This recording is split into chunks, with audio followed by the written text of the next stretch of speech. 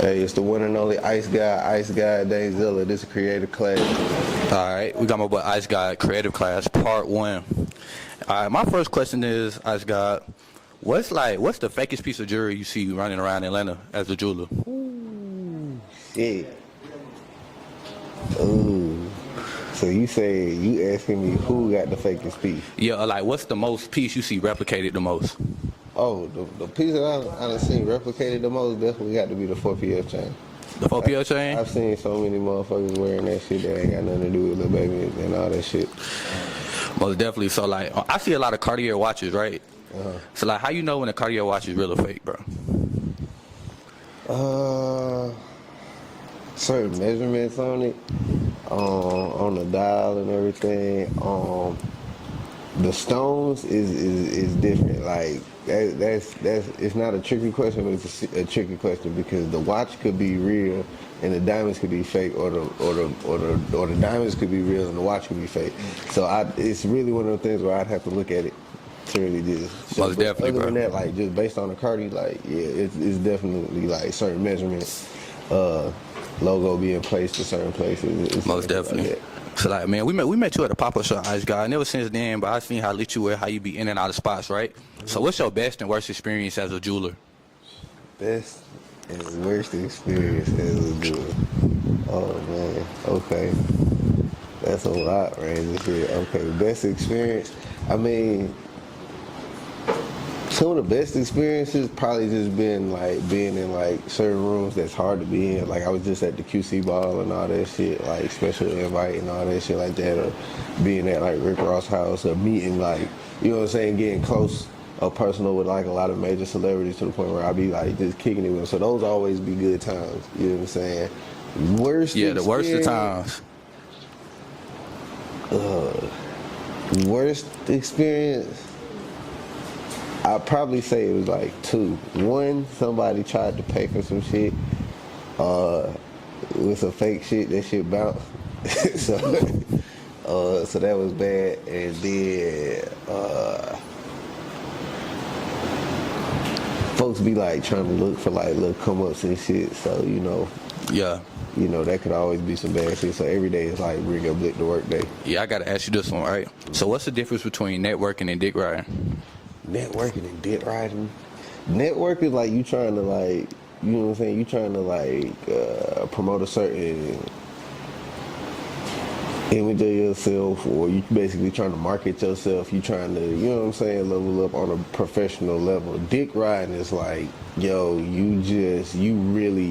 you like a cheerleader in this bitch. Like every time you see somebody, it's like, yo, I'm your biggest fan, or blah, blah, blah. You know what I'm saying? Yo, man, follow me on Instagram. Blah, blah, blah. Like you know what I'm saying? You give a motherfucker your IG, about 10 minutes later, they're like, what you on, bro? Blah, blah, blah. Like, nigga, I just met you. Like, man, like, nigga, so it be shit like that. It's a fine line. Either you working or you trying to work one. You know what I'm saying? I feel you. So, how you feel about people buying like the blue checks and shit like that? It depends. Like some people are supposed to be in here. Some people, if you got that type of business about yourself to where you have to be verified, then I can understand it. The problem be when people think that the blue check validates them. You know what I'm saying? Like, you can get a blue check, but you can't get in this room. You know what I'm saying? And there's some motherfuckers in this room that don't got a blue check that you still can't get in. So it's like, you validated or you verified. If you hiding behind a blue check, then you really ain't shit. You know what I'm saying? For sure. So that's my answer for that. Yeah, I don't know if you've been keeping up with Hollywood and shit like that, but you know what happened to like the Jamie Foxx, how like, he had that stroke and shit. Yeah. Like some people saying that P Diddy had set him up. Like, so what are your thoughts on that? It's like a conspiracy theory type shit. It's possible. You know what I'm saying? Yeah. It's possible. I ain't gonna say too much, but it's possible. I mean, shit, Diddy be doing some shit. You know what I'm saying? I ain't gonna expose all this niggas motherfucking secrets and shit, but Diddy be doing some shit. Yeah. So You know what's up with Bad Boy? So man, you been in the rooms and stuff that most people can't get in. So what's the craziest shit that you ever done seen though? Like, The craziest shit usually happen at like boogie performances. Like, them females be getting damn near naked. And they be on some other shit. They be on some other shit. Like I ain't gonna hold you. Like, Trying to pay their rent type shit. nah, not trying to pay their rent. They just want to be around. You know what I'm saying? And they be willing to do whatever. So it's wild shit. You know what I'm saying? That I could say I've only like, you know what I'm saying? I met bro through status. You know what I'm saying? And just being in certain environments with them or backstages with them, it's like, you know what I'm saying? You always gonna catch some stragglers when you with the squadron. You know what I'm saying? That's gonna happen. All right, so Ice God, bro, we know you for status jewelry. So how do you know when someone got status for real and when they like J fake and they flogging? Okay, ask me that one more time. So you work for status jewelry, right? Uh-huh. How do you know when someone has status and money for real and like when they flogging and faking? How you tell the difference?